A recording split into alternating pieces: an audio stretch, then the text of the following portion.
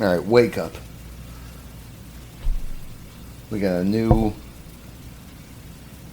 SID card to record everything.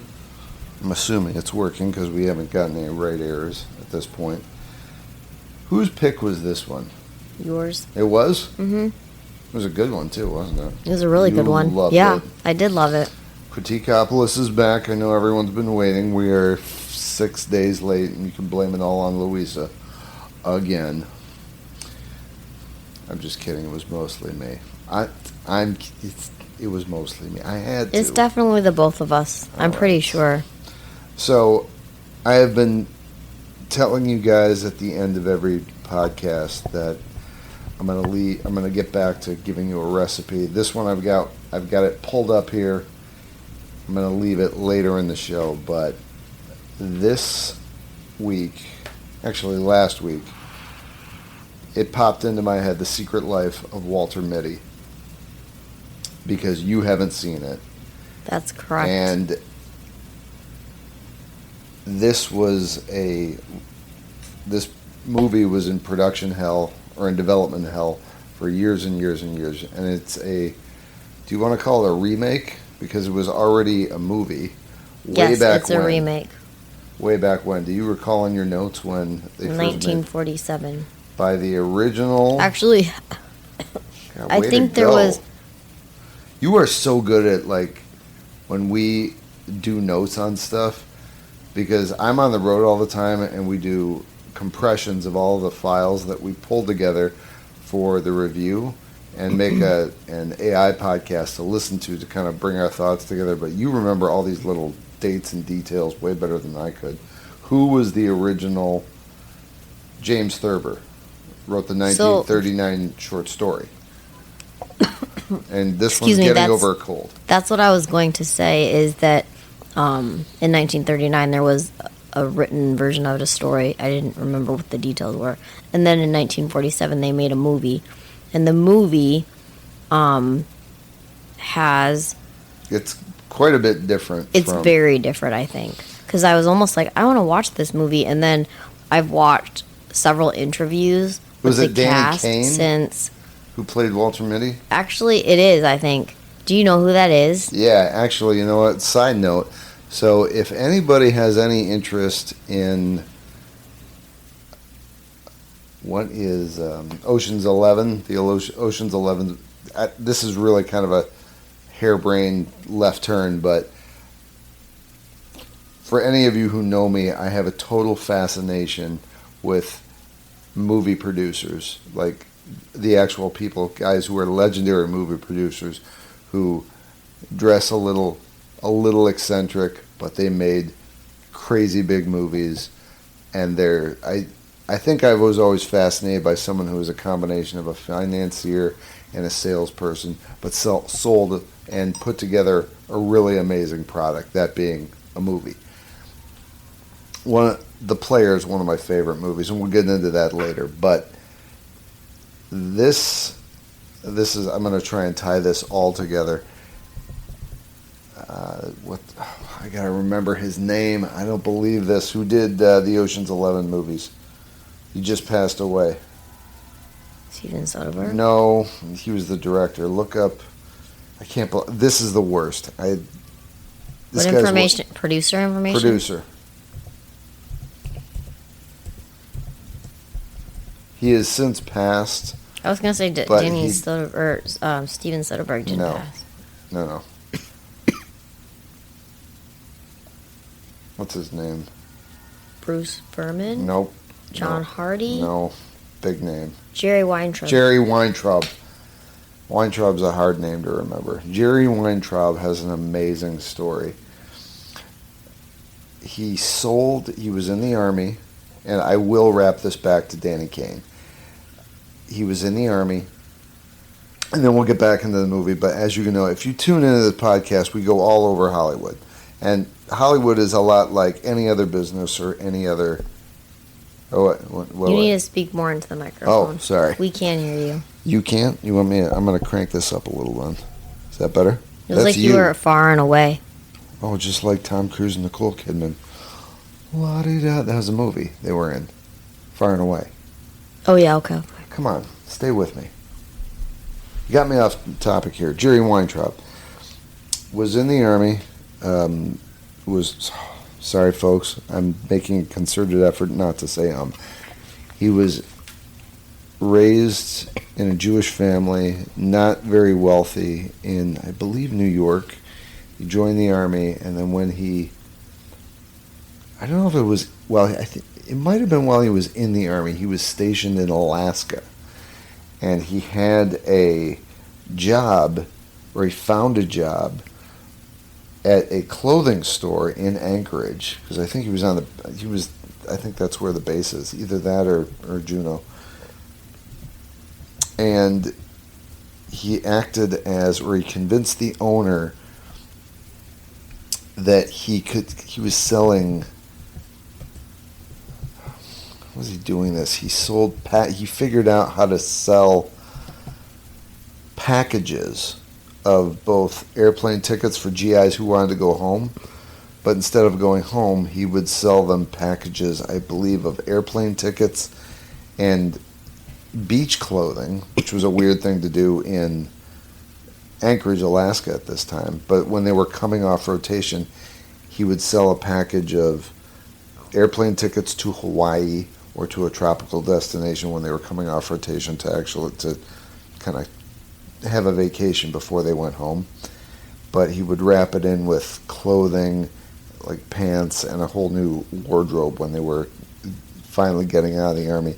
And he made this store owner a bundle of money, but because he figured out how to bundle products together.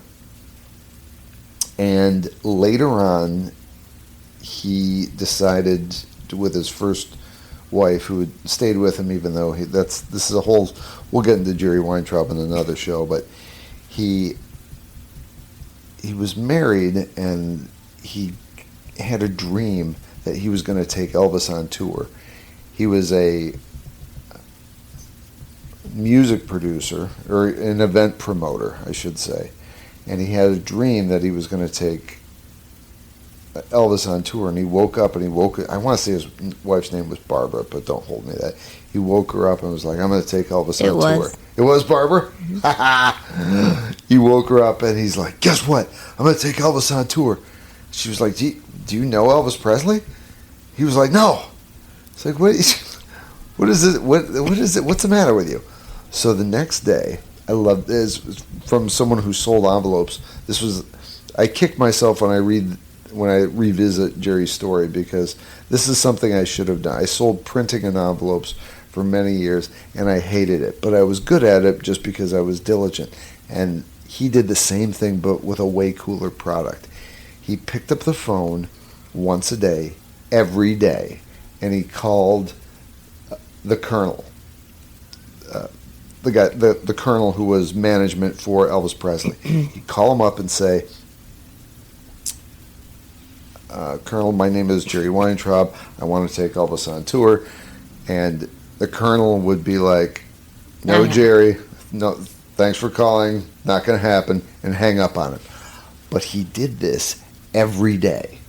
Every day he'd call him, hello, Jerry, no, Jerry, goodbye, Jerry, and hang up. He did it over and over, and he did it for a year.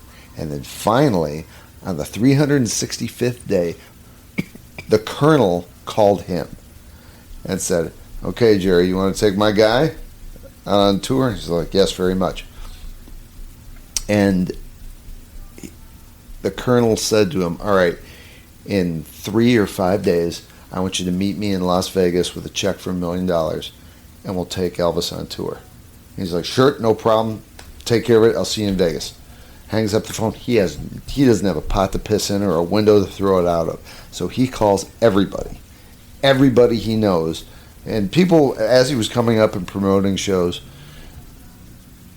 folks would tell him all the time, you know, you seem like you're going places, you're a hustler, you can put a project together.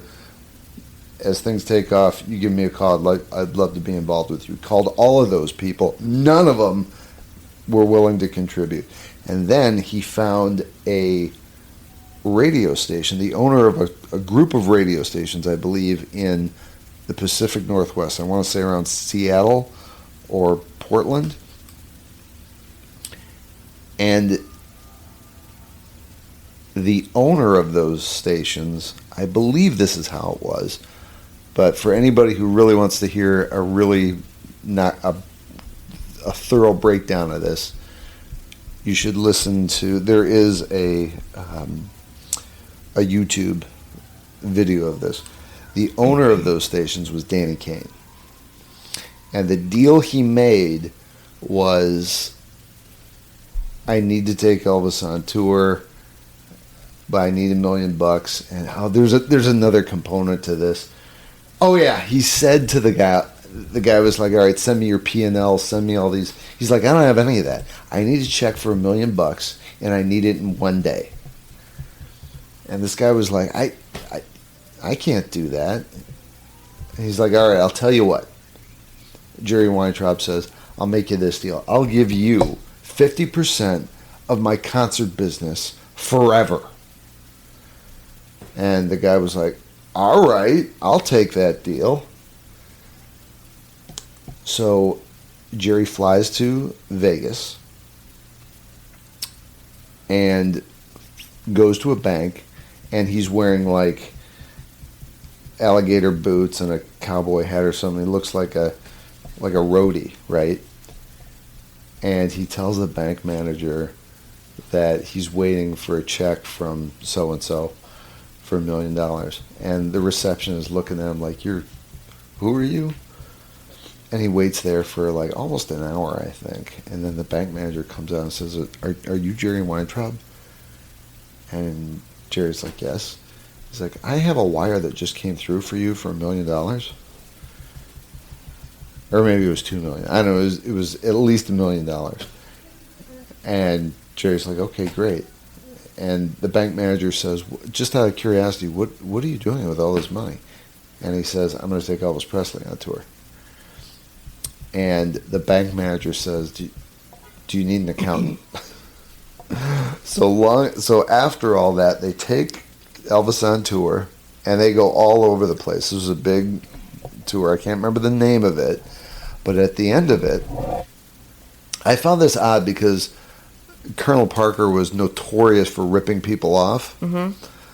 But at the end of the show, he came out and grabbed, of the last show, he came out and grabbed Jerry and says, okay, we've got something, you got to come with me. And they go into this back room of this stage that they were on, some nondescript prep room, and there is a table with a pile of money, like 1.5 feet high, just a mountain of cash. And Jerry sees this, and he's like, well, what is this? He's like, and Colonel Parker says, well, this is the merch money. And Parker's like, so you get half of this. And he's like, we didn't have an agreement for the merch. And he's like, well, and I can't remember exactly how this, but Parker let him take half of it. And he took his cane and he just started whacking the money until he cut it in half. This pile of money on this table, he cut it in half and pushed it over and said, that's your half. Mm-hmm. And he made a truckload of cash from this. He made a ton of money. And after many years go by, and then he gets a phone call from Danny Kaye. Danny Kaye was the owner of these radio stations. And he says, which I find that, I don't know if this is Hollywood lore, but this is what Jerry says. He says, can you stop sending me these checks for $700,000? He's like, I've got more than enough money. I don't need more money.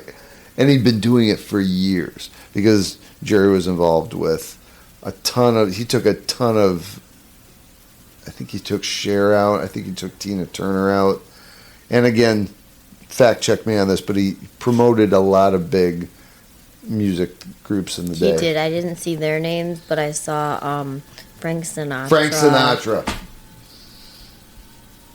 And there were others, but go ahead. There were others, but he, without going into his entire story, I don't want to make this whole thing about Jerry Weintraub, but he took, damn it, I did it again. I'm sorry with the us, ladies and gentlemen. It's something I'm working on. The Four Seasons and Neil Diamond, Bob Dylan. Okay. Excellent. Thanks for the add-on. The Carpenters. The Carpenters, I do remember that one. Somebody suggested that he get into movies, and he made Nashville, and then he made The Karate Kid, and eventually he hooked up with Damon and Brad Pitt and George Clooney, and then made Ocean's 11. So that's the Danny Kaye tie-in. Sorry for that sidetrack. And also, just as a side note, his wife's name was not Barbara. He passed away in Santa Barbara, and his wife's name was Janice. Janice, but then and there was also another lady, there was Jane. another Jane. And a partner, Susan. Yeah, he screwed around on one of them, but they stayed friends and they all lived together, which was a really odd. It was unusual, but apparently Jerry was a total sweetheart, and he didn't create malice between. He just loved multiple people for different reasons, and he was upfront about it. But interesting side note character. We'll get into him on a later show. But and also one more side note. Yeah, go ahead. In case anyone is wondering, Danny Kaye. It's the same Danny Kaye that was in White Christmas. Yes, so Danny Kaye was in the original Secret Life of Walter Mitty. Then, again, my apologies. I didn't mean to cut you off, but you know when I tie things together, I run off to the races. No, that's okay. That was a very interesting story. I'll have to YouTube that later too. So, let's see. James Thurber did the original movie, and when this came around to be this, the updated version, it was in development hell for what, like 20, 30 years? I can't remember the exact time, but it was a long time. It went through a number of different potential people who were going to be in it. Who are some of the people they talked about? Because in this podcast compression we listened to, do you remember? You don't remember some of the people who they were looking at for the principal lead before to play Walter Mitty? Yes. Jim Carrey was one. Right. And I thought that was that would have been an interesting for how this movie turned out. Yeah. It would have been different, but it would still have been kind of wild. I could have absolutely seen him in this. Yeah. I wish I could remember the others, but I can't There were a lot of people, and they were all very interesting choices, I thought. But for whatever reason, that's a thing that happened. I don't know. Not bad interesting, by the way. Good interesting. Like, what they could have done with the role, I think would have been interesting. I'm sure development hell is still something that exists in Hollywood, but you hear about it when when there is a project that has a real potential, it just keeps getting passed from agent to agent to production, star to star. Some people get attached and then they fall off, and that has to get rewritten, and then the movie that ends up being made. This is the thing with Hollywood, is it's a constant problem that there's too many cooks in the kitchen, which is kind of mandatory when you're asking for a lot of money. There's a lot of people's jobs at stake. A lot of people have to pay their mortgages, so everyone's checking and rechecking. Is this going to offend anybody, or is this who's this going to play to better? We got to focus group these. We got to test these scenes, yada yada, and it takes all the art out of filmmaking. But that is a big reason why so many movies either never see the light of day or take forever to actually go into production or even get considered. But the cast they ended up with, I thought, was awesome. Kristen Wiig played Cheryl Melhoff, the co-worker that becomes Mitty's love interest. Adam Scott plays Ted Hendricks, the obnoxious manager overseeing. You know what? Did a great job. We should back up and just tell the story. You want to give the overview of Sure. what this is about? And before I give the overview, Steven Spielberg was also considered to be a director for this movie, because Excuse me. He had worked before with Jim Carrey. Take a sip of that. You need that. I will in a minute. What did you want me to do? Oh, the overview. Oh, okay. I don't really have a concise way to put that right now. Walter Mitty is an everyman. He is, at least in this version, because I'm going to speak about this version. He is someone who, growing up, he was into skateboarding and was close with his parents, especially his dad. But he was a rock and roll skateboard punk kind of kid, but a responsible kid. His father passes away unexpectedly, and Walter, along with his sister, have to take up the mantle of keeping the house together, so Walter goes to work immediately. He works some fast food jobs, particularly works at Papa John's, which comes into play later in the movie. And he goes from I don't want to say a freewheeling but like a skateboard kid, a free-spirited child, to the responsible adult very quickly, and grows up to be a straight-up everyman. A guy who wears a tie to work. He works at Life magazine, and he is a photo asset manager, meaning whenever the photojournalists take pictures and send in negatives, they go to someone like Walter to be managed and put on a contact sheet to go through the rest of the company to be utilized as they're going to be used on the magazine. You're suffering over there. Are you okay? Mm-hmm. Yeah. You can take another drink. No. Oh, shouldn't add those chips, huh? It's too spicy. That one is? I'm okay. You want me to dilute it? I'm fine. All right. I'm sorry. I'm just having a choking, coughing attack while we're doing this. And we're back. I come back with a nom. Can you believe that? Where was I? Oh, everyman. So that's Walter's job, but as kind of, I don't know if I would call this symptom that he develops, like, it's not really post-traumatic stress, but he continually zones out, as his sister puts it. Who plays the sister?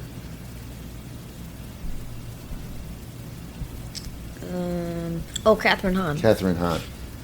He zones out and he goes into a dream world where he plays the hero at a moment's notice. For example, he's sitting waiting for the train and thinking about meeting the woman he wants to meet and develop a relationship at work, Cheryl Melhoff, played by Kristen Wiig. And as he's waiting for the train, he's calling his eHarmony tech, played by Patton Oswalt, to find out how to navigate the site better, and he strikes up a relationship with Patton. And while they're on the phone, he mentions that, Cheryl Melhoff works in his office, and they're going to, eventually Patton's going to tell him, just go and talk to this girl. No. But while he's having this conversation, he zones out and believes he's next to Cheryl's building, which is having a gas leak, and her handicapped dog is inside.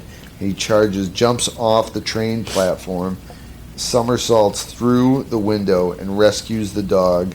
This is Walter Mitty, Ben Stiller's character. Yeah, Ben Stiller's, while the building explodes, and meets Cheryl just outside with the dog in hand, gives her the dog, and everything is fine again. And everything is fine, and the dog is a malformed leg, and on the way down the stairs, he has manufactured a prosthetic limb for the dog. And this is all in his mind. Mm. And throughout the movie, he has a number of these. And part of that, I'm going to compress the idea of the movie, is Walter daydreams about the life he wants, but he isn't living. And they find out when he gets to work that Time is, or Life, is it Life magazine? Life magazine. Has been bought, and they're going to be converted to online, and they're getting rid of the print version, so a bunch of people are getting let go. But he's responsible for the negative for the last cover. And Sean, the photographer, played by Sean Penn, has sent his last roll in, but the image he wants for the cover is missing. Is image 25, and it's missing. And he includes with all the other negatives a present for Walter, which is a wallet.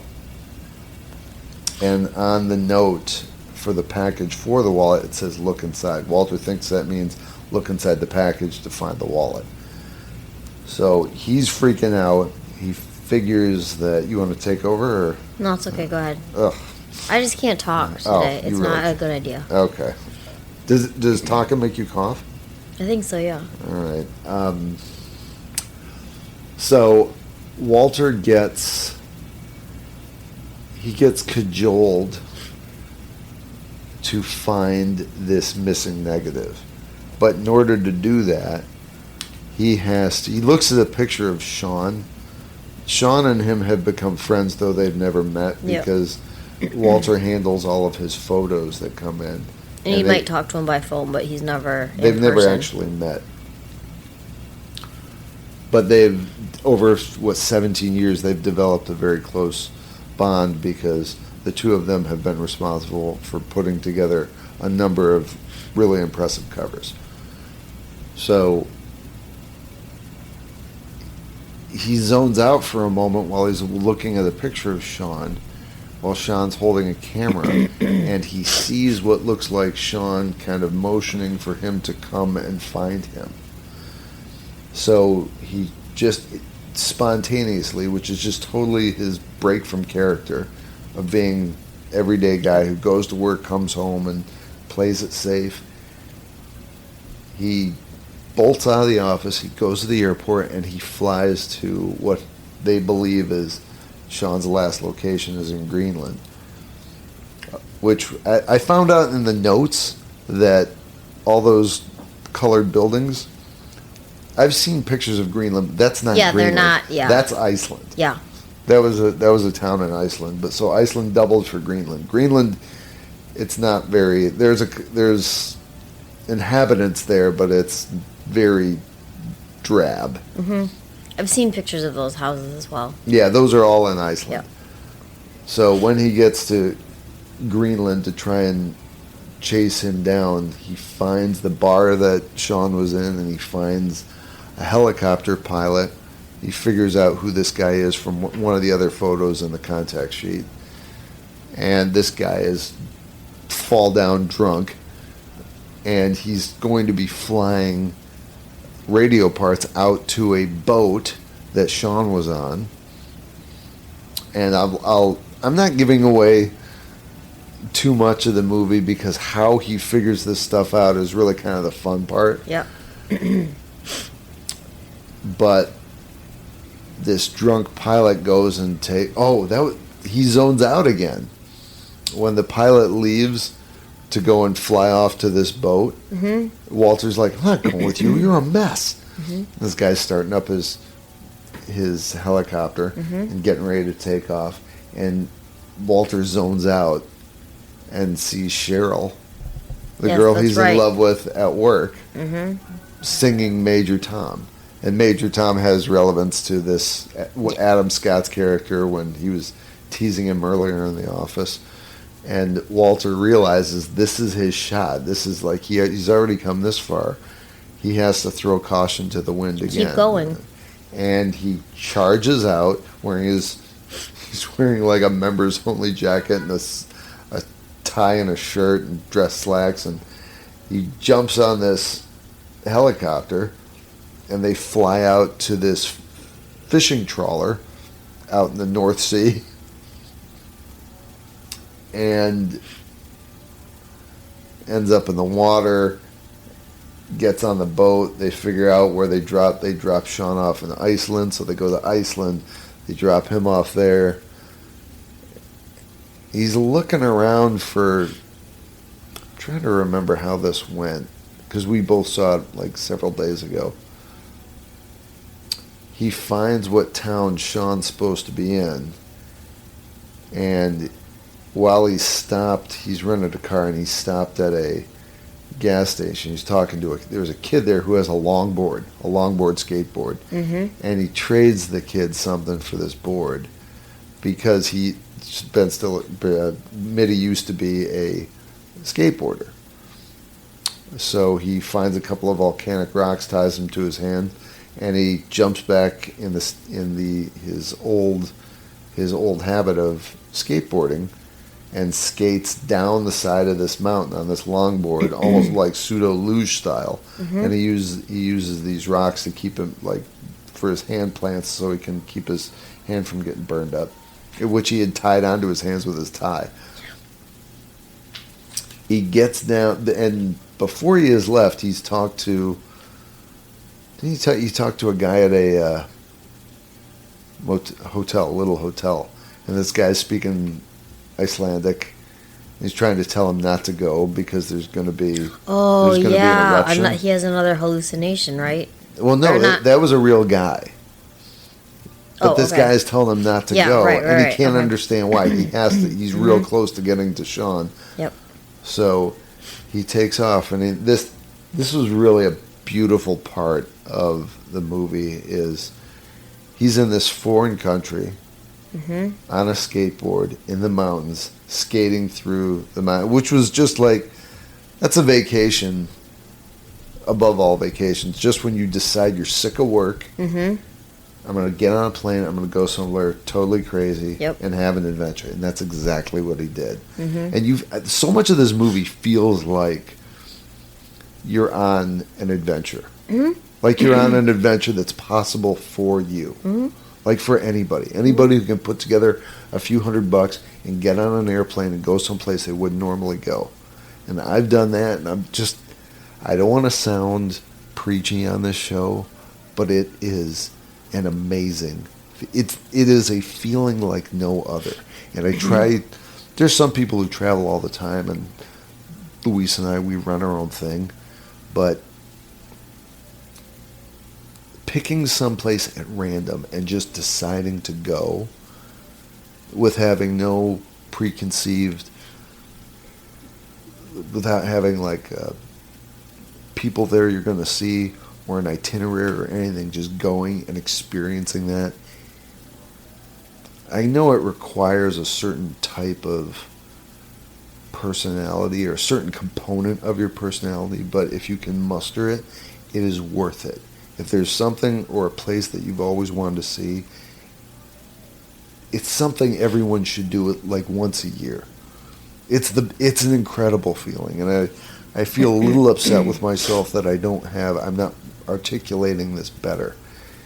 It is like when I went to Turkey or when I went to Oslo or Norway, like these weren't normal places I would go to, but I can talk for hours about just the vibe and the feeling I had in those places just for a week. So this movie, I think this is part of the reason why what I like so much about this movie is that it feels like you're taking an adventure that anyone is within anyone's grasp. Oh, and one thing I left out, the intro titling, as soon as it came on, I looked at you and I'm like, you're going to love this. You're going to love every piece of this just because of the artwork that went into it, the colors that were used, how I was completely on point with that, wasn't I? Say it. Yes, you were. So Walter skates down this mountain and he gets to the base where there's a couple of buildings, and he hears alarms going off, and he sees a biplane fly overhead with somebody standing on top of the upper wing with a camera, which is Sean. And he's following, his eye line follows him as he passes overhead, and he starts going towards a mountain which is on fire. And there's all this smoke coming out of it. And the guy who he had left earlier at the hotel, who he couldn't understand what he was saying, he pulls up next to him in this little teeny putsy car, and he says, he's like, "You have to come with me." And he finally gets out that that's a volcano and it's erupting. So Walter gets in the car and they take off. They barely escape being blown up, but he loses Sean and he goes back home. And there's some other drama that goes on with his mom and his sister, and his mom's getting older, and there's a piano involved. His mom is played by Shirley MacLaine. Shirley MacLaine, right? Everybody in this movie is memorable, and they play their. I feel like not the casting, but the roles of all these people, they interlocked perfectly. One of my favorite interactions with Ben Stiller and Adam Scott is Stretch Armstrong. Oh, yeah. I was aware of what kind of toy that was, but I didn't quite know. Like, I'd heard of him, but anyway. You know my buddy Rich, he had a Stretch Armstrong. Yeah. And him and when they got it, they were both elated, and their parents left for the day, and this is what boys do. Mm-hmm. They're like, "We gotta fuck up Stretch Armstrong."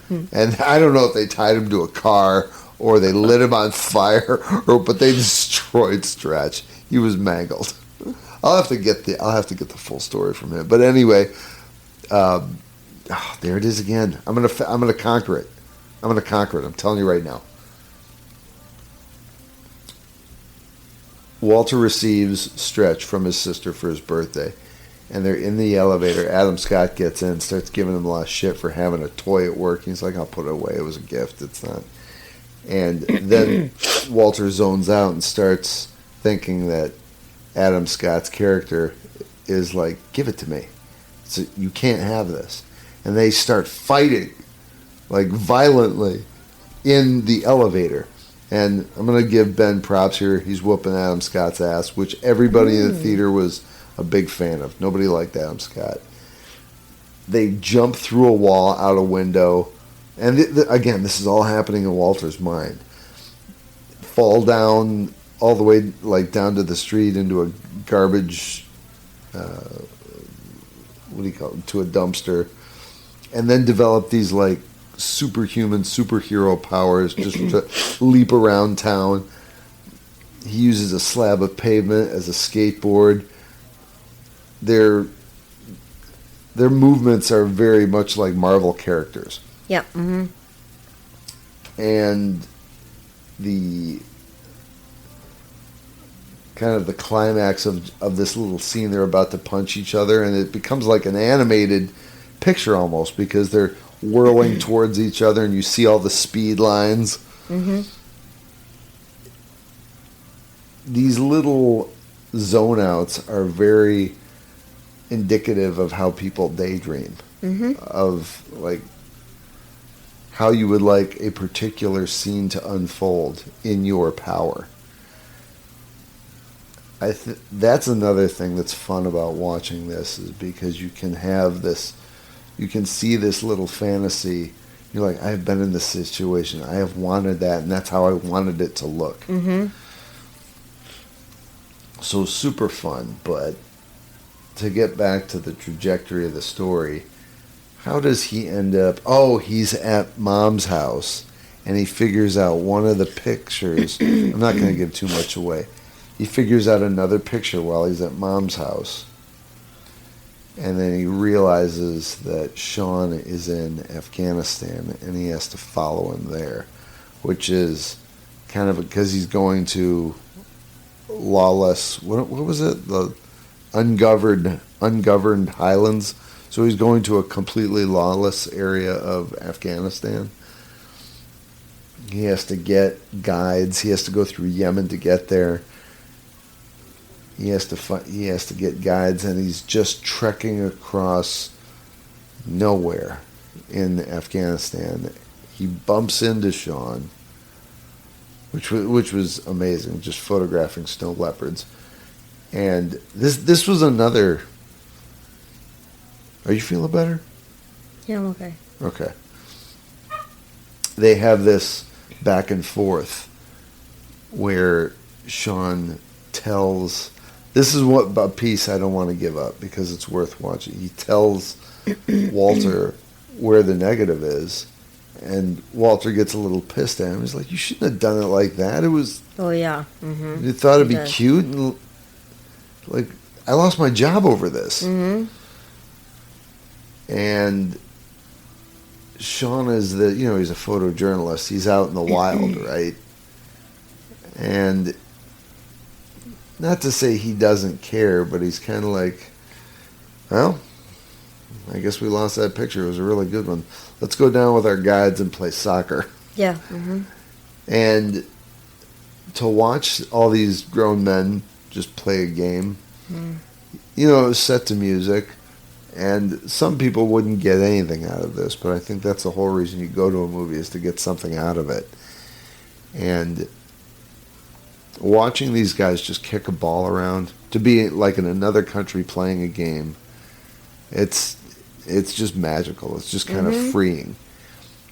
And it feels like at that moment you realize that, or you feel like Walter realizes, I've been doing this life thing the wrong way. Mm-hmm. So working too hard, not enjoying life. He's not, and has been doing so for many years. So you kind of come away. This is how I came away with this because I had started traveling before I saw this movie, and so which is nice because when you see this, you're like, oh. There's such a big world out there, and I got to experience it. I can't be doing this 9-to-5 shit all the time because I'm trying to float a mortgage and bills and crap. It's not fulfilling. Mm-hmm. You got to experience what everything is. There's so much out there to experience, and like to live in a little box, it creates cancer. It's not great for you. So I've retold a lot of this movie. Were there other? I could talk about the business of it, but I felt like who else? Visual style was created by Stuart Drybaugh. Theodore Shapiro did some of the music, or composed a lot of it. What other little blips did you want to touch on? I mean, excuse me. I thought, goodness gracious. You were having the hardest time today. I thought, I thought that the soundtrack was rather, I wouldn't say notable, but that's what comes to mind. The soundtrack was like, I don't know, maybe different and unique in that, like, the songs really, I don't know, I guess they fit the moment. They really fit the moment, exactly. Who was the... I just really liked the music. Dirty Paws of Monsters and Men was the crux of this movie. If you've never heard, you've heard it before. I'm sure you would recognize it, and if you didn't recognize the song itself, you would definitely recognize the Monsters and Men. But like Jay played it before we watched the movie. And Louisa asked me, she's like, "Is this going to make you cry?" I'm like, "It might, but not in the way you think. If it makes you cry, spot on. It'll make you. If it makes you cry, it'll just. If you've ever been in wonder of the possibility of things you could experience, that this movie will open your eyes to to what is available to you that you might be passing up. Film was produced by a team that included Samuel Goldwyn, John Goldwyn, Stuart Cornfeld, and Ben Stiller. I guess this was a big project for him, so he really, really dumped himself into it. Yep. Ultimately distributed by 20th Century Fox. Stunts, professional skateboarder Rodney Mullen served as Stiller's stunt double. And for the scenes in Iceland, you're going to understand why. But he also did a little bit of it himself. Did it? Really? Yeah. Like there were, I don't remember the exact details, but I want to say it kind of goes back and forth between Ben Stiller doing skateboarding and this skateboarding. Rodney Mullen? Yeah. Really? Legend doing stuff. Yeah. That I did not know. Told you I listened to several interviews. Okay. Let's see, what else haven't we? I think also notable was and I would agree with this, but I heard this in some interviews or some readings that I did on this. The cinematography was beautiful. It's a beautifully shot movie, and the colors and the scenery and just like, I mean, the locations that they went to and things like that. You know, it's not a movie that was shot on a sound stage. It's like all these beautiful locations. They're out in nature. Did it say what? Because I don't think they shot in Afghanistan. What stood for Afghanistan? Yeah. Was it? Yeah, it probably does. I could look and see. While you're looking there, I'll have you look. Generally mixed reception from the critics. Mm-hmm. Let me see if I can turn that guy here. Review aggregator Rotten Tomatoes says it holds a score of 52%, which is, I got to tell you, I think that's pretty low. I think it's very low. I think it's very low. This was a super fun movie. Just the dream images intermixed with the idea of things are boring in your life, stretch yourself a little bit, have an adventure. All of the themes, along with all the places he went to, the music. I don't know why it would have such a low score. This was a fun movie. Metacritic assigned the film score 54 out of 100. That's crazy. I don't agree with that at all. Yeah, that is really very interesting. But you know what? I think that the movie, when it came out, and maybe I'm sorry if you already said exactly this, but it didn't come out very much, Didn't have wide release? I get, like, a lot of people didn't, it wasn't, I can't get the words, but it wasn't like a well-accepted film in the movie theaters, and I think that people discovered it later and were like, this is a really good movie. And I might have my details a little bit incorrect, but do you know what I'm kind of trying to say? Yeah. Like, it didn't get... Like, that happens a lot with movies, is like, it releases, but it doesn't explode upon release. Like, it builds an audience later. Yeah. It builds an audience over time. I wouldn't say it was a sleeper hit, right? No, I wouldn't, because I remember when it came out. I think it did relatively decent business, but audience reception generally more positive. Audience surveyed on CinemaScore gave the film a B+. Movie holds 7.3 out of 10 rating on IMDb based on over 362,000 user votes. In 2016, Rolling Stone magazine reader poll rated Secret Life of Walter Mitty as Ben Stiller's third best film. Let's see, what else? So just for set and production. Yeah. Did you find the places? So, have another drink. I did. You want some Drambuie? No, thank you. But most everything was shot in Iceland, and Iceland went film. What do you say? stood in for other locations. So it stood in for Afghanistan. Oh wow. They filmed a waterfall, and also they filmed at a waterfall in Iceland, and they also filmed at a national park in Iceland. I think I've been to both of those places. Yeah.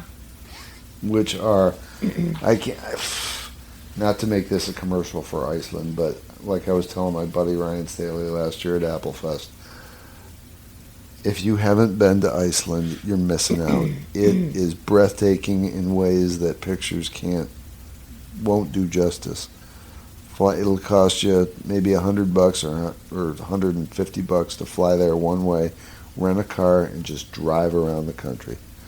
Take the ring road. I think the ring road is the big one, or the circle drive. One of them is bigger than the others, but see the whole country. You can do it in a day or so. Absolutely worth it. So the movie budget of $90 million, grossed $188.3. Mm-hmm. Not terrible. Heavily skewed towards international markets, better than in the U.S., which accounted for 69% of the total. Well, domestic gross 31% at $58.2 million. Film's domestic opening weekends, $12.7 million and change. National Board Review, one of the top 10 films of 2013. Blah, blah, blah.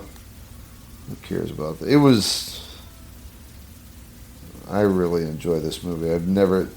I wouldn't understand anyone who talks about it and doesn't say anything complimentary about it. I could look at stuff about critical response, but you already talked about the...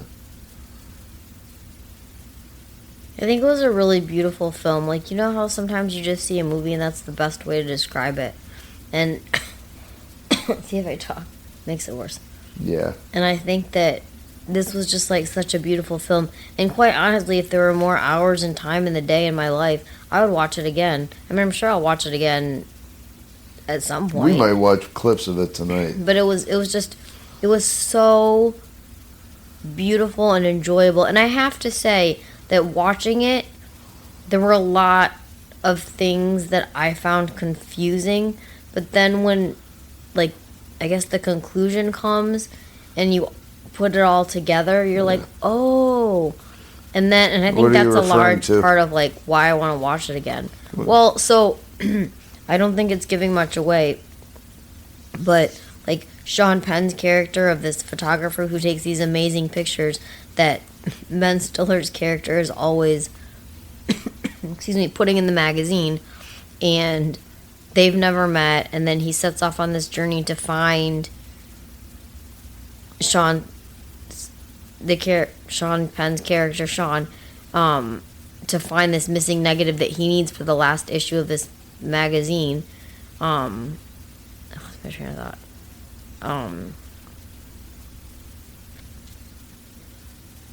I don't know, just how it all comes together. Yeah, that's what you were going to say. You were going to tell us about some conclusion, something that doesn't give away the entire picture, but something at the end where you're like, oh, that's how this all fits. Well, so... Do you remember? No, not necessarily, but so the way the movie ends, I don't think this is saying too much, but so Sean, Ben Stiller's character hasn't seen the magazine. He just knows that it was printed. Right. Oh, I know what you're getting at. About how Sean said when he thought they lost it, he was like, "It's a bummer because it was a good one." Yeah. Mm-hmm. And at the very end, Cheryl and Walter are walking, and they pass a newsstand, and they pick up copies of the last issue, and we're not going to tell you what's on the cover. And it's the first time that Walter has seen the issue. It's the first time he's seen what the print is. Yeah, what the missing negative is. Yeah. And he had no idea. So that we're not going to give away, but it was that made the whole movie. It did. So I'm going to have you stop talking because you sound terrible. I can't. Stop talking, drink more of that, or I'll make you another one. I'm going to give everybody, because I know you've been waiting, not really, but the blueberry and cream cheese French toast muffins, utilizing lemon honey, of course, for the blueberries.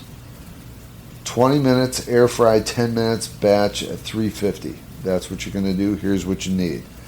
1 cup whole milk, 4 eggs, 2 tablespoons granulated sugar, 2 teaspoons of vanilla, a 1/4 tablespoon almond extract, a 1/4 teaspoon salt, 6 slices of Texas toast cut into 3/4 inch cubes, 1/2 cup of fresh blueberries, 4 ounce cream cheese cut into 30 to 1/2 inch pieces, and 1/4 cup of slivered almonds, powdered sugar, maple, blueberry syrup. I would forego the blueberry syrup for lemon honey. Here's what you do. In a large bowl, whisk together the 6 ingredients, the first 6 ingredients.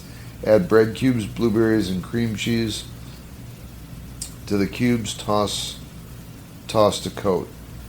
Divide the bread mixture evenly among 8 individual standard size silicone muffin cups and top with slivered almonds, if you're using them, that is.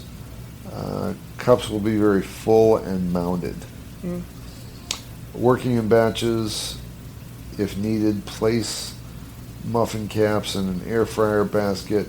Cook at 350 for 10 minutes or until the muffins are done, or 165 degrees Fahrenheit. The tops are puffed and golden. Cool muffins for about 3 minutes before serving. This is where you want to use the lemon honey because lemon and blueberry pair together. So if you don't want to use maple syrup to cover these things, just cover them with lemon honey. They're delectable. I can't show you if this is why recipes on the podcast might be a little bit tough, but these things look divine. So follow that to a T. You won't be disappointed. We'll talk to you later. Critique-Opolis out. Hugs and kisses. Toodaloo. Bye. Thank you for listening to my sick sounding voice. We'll talk soon. Thanks for listening, guys. Toodaloo.